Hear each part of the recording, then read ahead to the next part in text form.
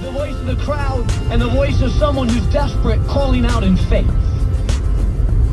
It's an incredible thought that the God of the universe would stop when he hears you and I calling out in desperate faith.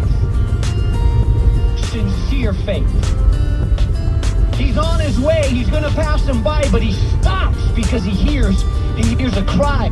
He hears, "Son of David, have mercy." Jesus stops. And then he calls out to him. Notice what it says in verse 49. And he said, "Call him." And so they called the blind man. "Cheer up, on your feet. He's calling you."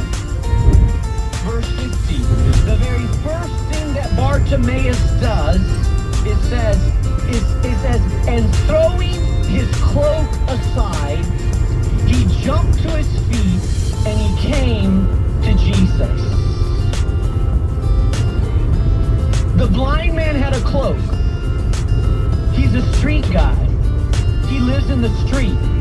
It's interesting as I see how Jesus heals people in the Gospels. It almost always, he has a fixation on the mats that they're on. Jesus said, "Leave your mat, get up and walk," to the crippled man.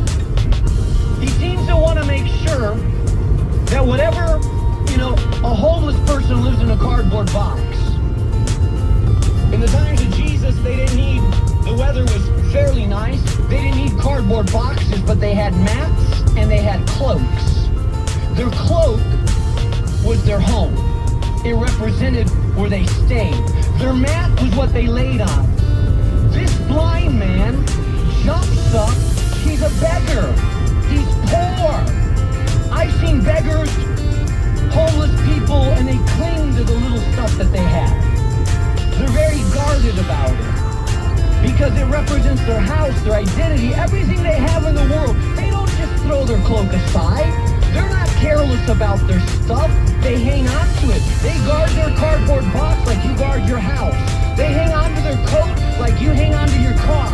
This man gets up and he throws his cloak aside as if nothing. And you wonder, hey, why?